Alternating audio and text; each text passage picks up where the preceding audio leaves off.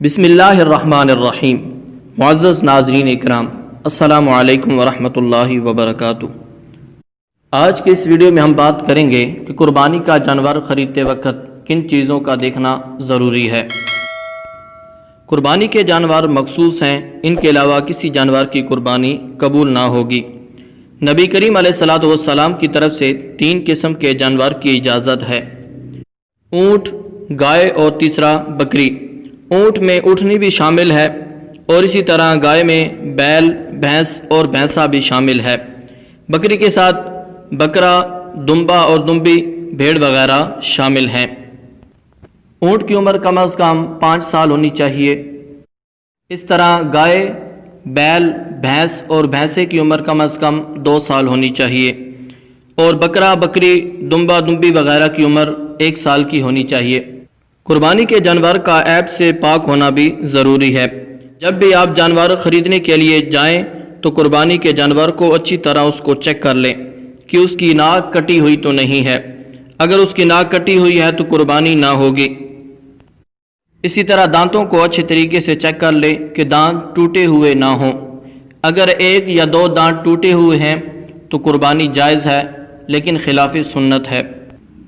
فقہا نے فرمایا ہے کہ اگر اتنے دانت ٹوٹے ہوئے ہوں کہ خود چارہ نہ کھا سکے تو اس کی قربانی جائز نہیں ہے۔ یعنی اس کا مطلب ہے کہ 1-2 دانت ٹوٹے ہوئے ہوں تو قربانی جائز ہے، لیکن خلاف سنت ہے۔ اسی طرح زبان کو چیک کر لیں کہ زبان کٹی ہوئی نہ ہو۔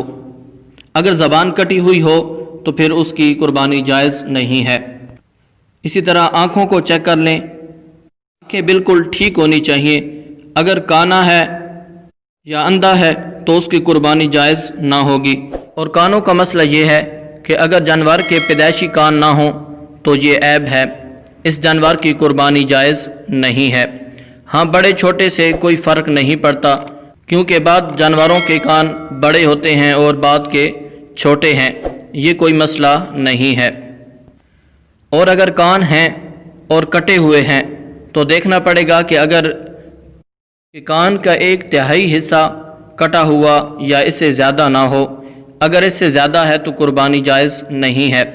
یعنی اگر کسی جانور کے کان 3 انچ ہیں اور 1 انچ کٹا ہوا ہے یا اس سے زیادہ کٹا ہوا ہے تو اس کی قربانی جائز نہ ہوگی، اور اگر اس سے کم کٹا ہوا ہے تو قربانی جائز ہے، لیکن خلاف سنت ہے۔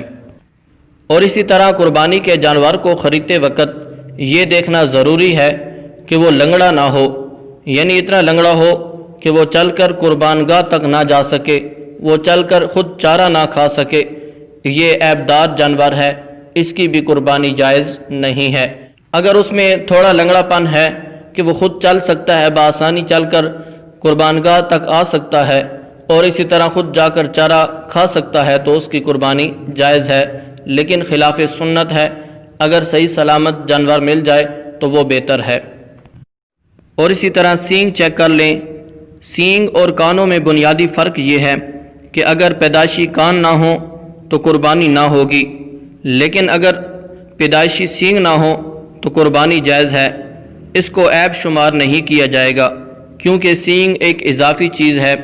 اور اگر سینگ ٹوٹا ہوا ہے تو دیکھا جائے گا کہ اگر جڑ سے ٹوٹا ہوا ہے تو قربانی نہ ہوگی، اور اگر اوپر سے ٹوٹا ہوا ہے اور اوپر سے رگڑائی کی گئی ہے تو پھر اس کی قربانی جائز ہے۔ ناظرین اکرام، یہ وہ چیزیں تھیں کہ قربانی کے جانور کو خریدتے وقت ان چیزوں کا دیکھنا بہت زیادہ ضروری ہے۔ اگر ہماری ویڈیو پسند آئی ہو تو دوستوں میں شیئر کریں تاکہ زیادہ سے زیادہ لوگ قربانی کے مسائل سیکھ سکیں اور سمجھ سکیں۔ جزاک اللہ خیرہ۔